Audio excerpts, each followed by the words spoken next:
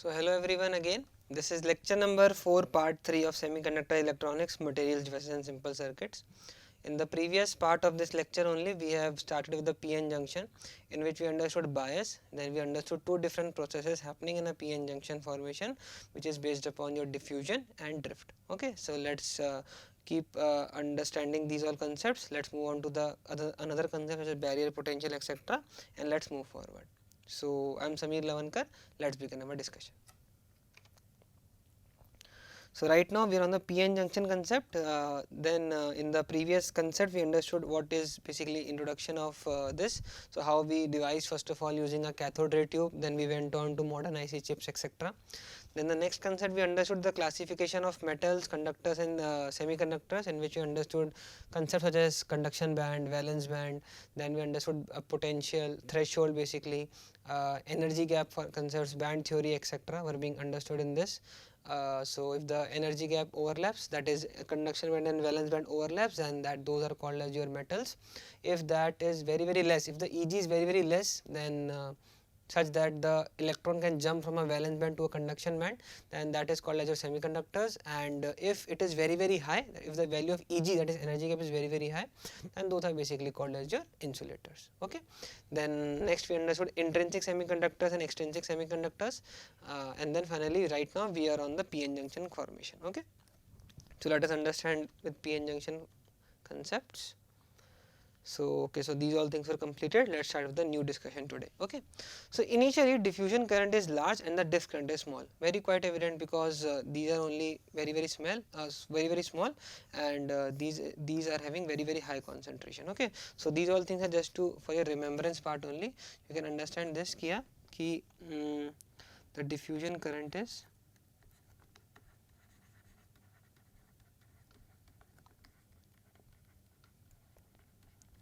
greater than your drift current.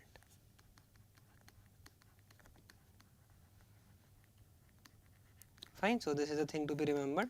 Let's move on. So initially diffusion current is large, so it and the drift current is small.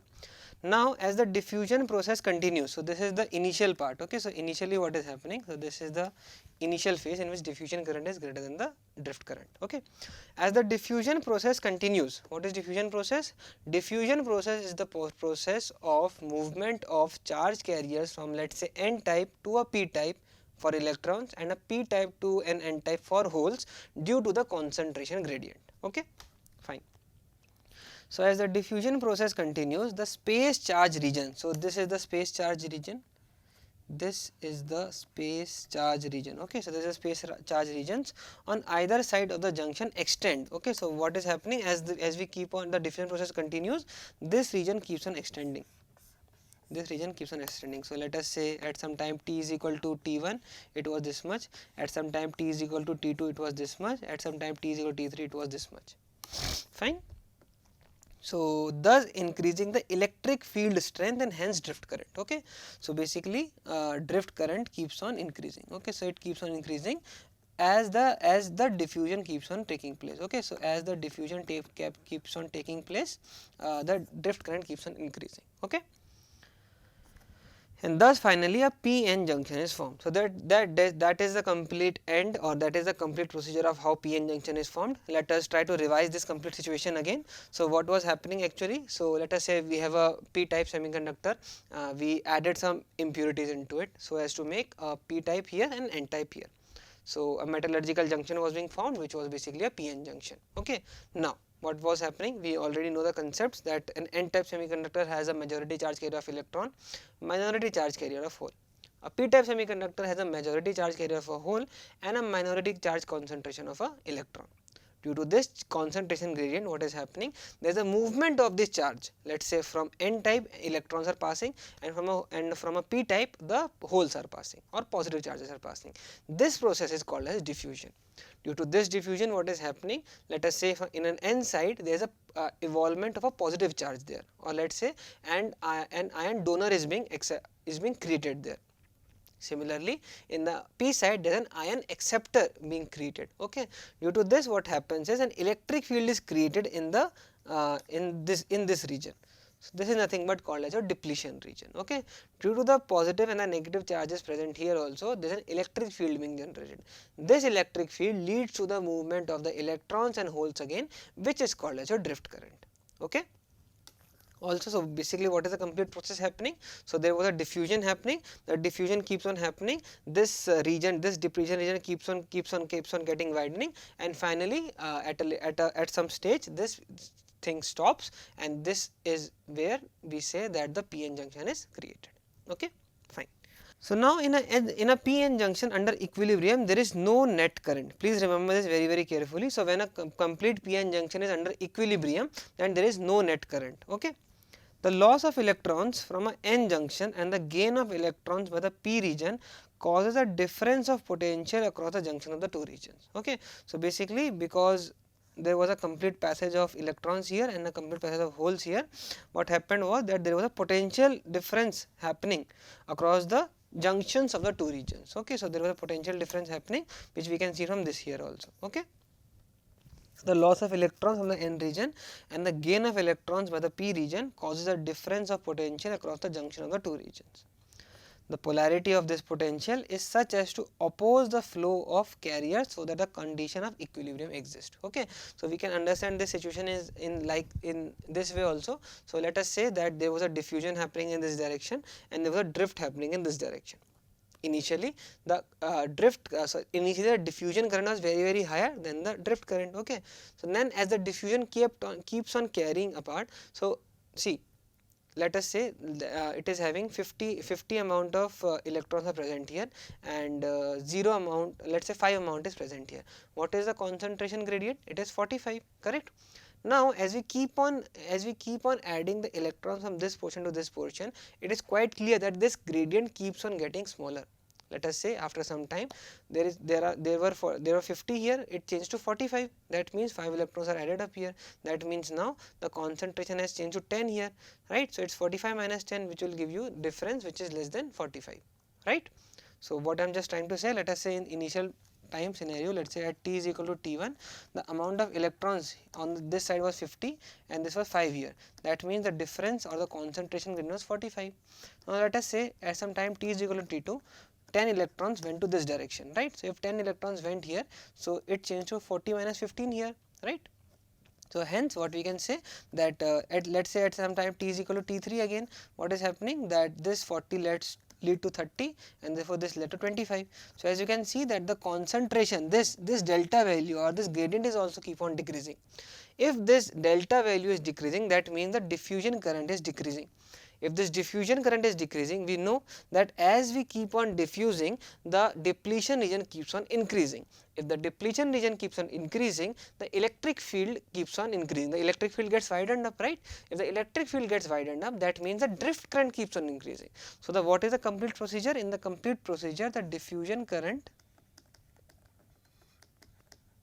keeps on decreasing and the drift current keeps on increasing. Okay. So there would come a time when this let's say, okay, so the diffusion was like this. So there would come a time when the diffusion current is equal to drift current. So if the current is passing in this direction, so basically there would come a time when there is no potential happening, and hence it would stop. So that is how we can understand that how there can be no net current also. Okay. So that was how this to be understood. Let's move on. So the polarity of this potential is such as to oppose further flow of carriers so that a condition of equilibrium exists. Okay. So this polarity of potential is such. So basically what is happening is that now because of this potential barrier being created, because of this potential or the strength being created, there can be no it has such power that it opposes the electrons who come from this direction here now. Okay. So figure shows the PN junction at equilibrium. So this is the PN junction at equilibrium and the potential across the junction. So this is the potential across the junction happening. Okay. So basically if by any means we can add a potential or we can add a force such that we can create such potential which can break or which can go extend this V0, then the charge carriers, then the current can pass. But if we cannot do this, then this is then there will be no current passing. So this is the basic principle behind this concept. Okay. So the N material has lost electrons, quite evident, because as the diffusion is completed, N has no electrons now, and P material has acquired all the electrons. Now the N material has thus is thus positive related to P material, quite evident. Now N material does not have electrons and P material has all the electrons because of diffusion happening. Since this potential tends to prevent the movement of electron from the N region into the P region, this is often called as barrier potential. So, okay, so the information written in is even written in the name only, that now because of this potential barrier being created from this direction, even if the electrons try to come this side, because of the potential barrier it is not able to come. Okay. So, since this potential tends to prevent the movement of electrons from the N region to the P region, so this is called as a barrier potential. Okay, so that is how you can understand this all concepts. Fine. So that is the complete end of your PN junctions. Now we will apply these concepts of PN junctions in diodes, transistors, etc. Okay. So let us start with the new subtopic, that is semiconductor diode. Okay. So the final conclusion we should understand, what are the things we should understand from this is, first of all we should know what is a diffusion. So second thing what we should know is drift. Third thing we should know is what is a barrier potential, and we should understand that under equilibrium there is no net current happening in a PN junction. Okay. So that being said, let us start with a new subtopic, that is semiconductor diode. Okay. So now this is something which is your semiconductor diode. Okay, so as you can see in the figure A, this is a semiconductor diode. So is basically, so what is basically a semiconductor diode? As the name suggests, first of all, semiconductor. That means somewhere or the other semiconductor would be used here. Okay. Now the only thing which we need to understand is diode. Okay. So let us understand diode first. Okay. So a semiconductor diode above figure A is basically a PN junction. So what we will do, we will make a PN junction, right? This will be P, this will be N, and this will be your depletion region, correct? So there will be negative charges here and there will be positive charges on this side, correct? With metallic contacts provided at the ends for the application of external voltage. So only if we add metallic contacts into it, so that we can charge or we can create a complete circuit. So that is nothing but your diode. Fine. So that is how a diode is created. Okay. So basically a PN junction with metallic contacts provided at the ends for the application of an external voltage. Okay. Please remember what is external voltage. We have termed it a name. External voltage is nothing but called as bias. Okay. Fine. So it is a two-terminal device. Quite evident. It is one terminal. This is second terminal. Fine. Next thing, a PN junction diode is symbolically represented as shown in figure B. So this is how we represent a PN junction diode. Please remember, this is your P, this is your N. A direction of arrow indicates the conventional direction of current. Okay, so conventional direction of current would be somewhat like this. Okay, so direction of arrow indicates the conventional direction of current when the diode is under forward bias. Okay, so this you will understand what is forward in the subsequent classes, slides only. So don't be hesitant regarding this. So just understand this now as a fact, that the direction of arrow indicates the conventional direction of current when the diode is under forward bias. Okay, fine. The equilibrium barrier potential. What is this equilibrium barrier potential? Let us understand word by word. Equilibrium. What is equilibrium? At equilibrium there is no net current. So when the PN junction is completely saturated, or let's say the complete diffusion has happened, then that PN junction is called as is said to be in equilibrium. Okay. Equilibrium barrier potential. What is this barrier potential? So because of the diffusion happening, when the diffusion has completely occurred, then because of this barrier potential being created, the electrons from the N side cannot go into the P side. So because of this barrier, there is no allowment of this, the electrons are not allowed to go from N side to the P side. Okay. So the equilibrium barrier potential can be altered as in it can be varied by applying an external voltage V. How it can be done will be understood later across the diode. The situation of a PN junction diode under equilibrium without bias as in when we are not applying any external voltage, is shown in the figure below. So this is similar as in the previous case scenario only. So this is your depletion region basically, and as we know that in the depletion region, this is the direction of your movement of your electric field, okay, from plus to minus, and this is your barrier potential. Fine. So, that being said, let us move forward. So, PN junction under forward bias. Now, let us try to understand what is this concept called as forward biasing. Okay. Please understand this very carefully, because that is the main building block of your semiconductor diodes. Okay. So, let us understand this clearly. So, when an external voltage V, what is an external voltage being defined in here? It is called as bias. Okay. So, when an external voltage V is applied across a semiconductor diode such that the P side is connected to the positive terminal of the battery and the N side is to the negative terminal. So, then it is said to be forward biased. Okay. So, when the P side is connected to the, we know that for a higher sign, when the column height is greater in the symbol, then that is called as positive, and when the size is lower, it is basically negative. So, this is your plus. So, when plus is created to plus and minus is created to minus, then that is basically that setup is basically called as forward biased. Okay, forward is the name written to this procedure, and biasing, why? Because it has been applied, an external voltage is being applied here. Okay.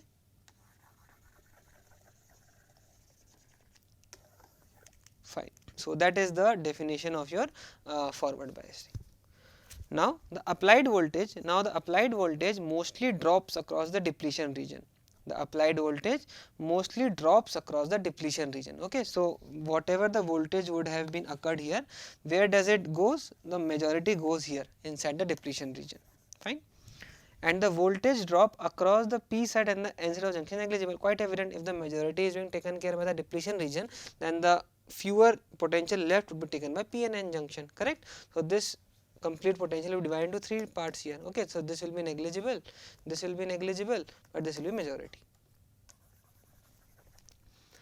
This is because, why is the case here? This is because the resistance of the depletion region, a region where there are no charges, is very high compared to the resistance of N side and P side. Okay. So, because we have understood this concept in current electricity also, that let us say we have a device and we have some resistors here, correct.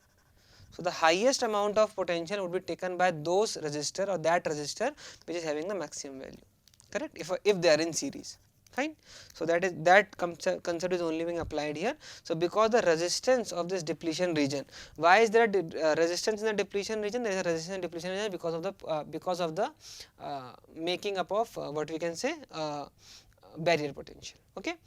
So, this is because the resistance of the depletion region, a region where there are no charges, is very high compared to the resistance of N side and P side. Okay.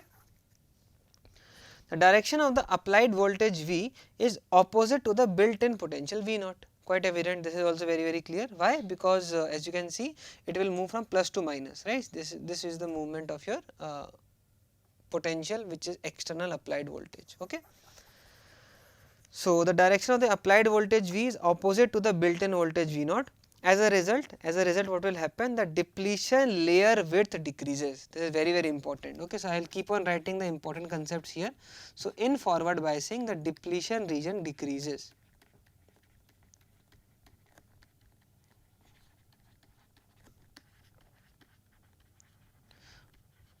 Fine. So, why it is happening? Because there was something which was trying to oppose it from this direction, right. So, now we try to apply something. That application was being done using a what we can say a voltage, correct. So, that voltage is being required. So, let us say we had some V naught. Okay. Now, we are applying V. That means now the amount of power which is required more, so that we can cross that, is nothing but V minus V naught. Okay. So, therefore, the effective barrier height under forward biasing is V naught minus V, okay, because we are considering that V naught is greater than V. Okay. So, as a result, the depletion layer width decreases and the barrier height is reduced. As you can see, the barrier height is reduced. Okay. The effective barrier height under forward biasing is V naught minus V.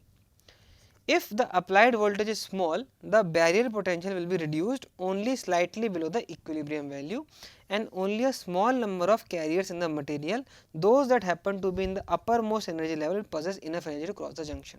So, this line just says that if the, let us say, the applied voltage is very small, then the barrier potential will be reduced only slightly, quite evident if the voltage is small.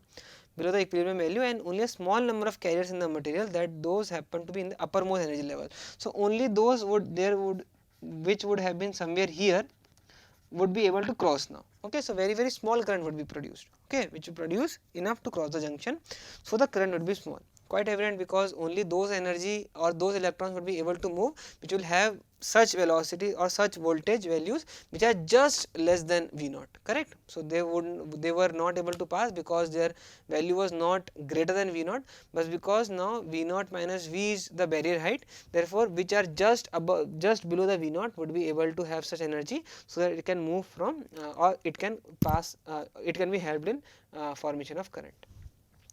So therefore the current will be small. So now if we increase the applied voltage significantly, the barrier height will be reduced and more number of carriers will have the required energy. So similar concept only. So V naught will keep on reducing, and there would be time where it will go very small, and hence the current will keep on increasing. Thus the current increases. Okay, so that is the complete concept of your forward biasing, in which two important concepts are important here. First is that the value of applied voltage is opposite to that of built-in voltage, and therefore the depletion width decreases, and second thing is that there is an increase in current with the increase in the applied voltage. Okay. So that being said, let me stop this discussion here only, and then we can move forward with the next lecture.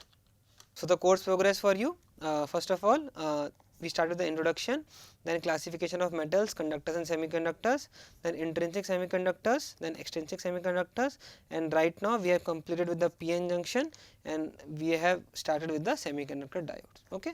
So after this we will understand different applications of this, then we can move on to transistors, and finally a little bit information about digital electronics and logic gates will also be explained. Okay. So that being said, let me stop this lecture here. So thank you so much.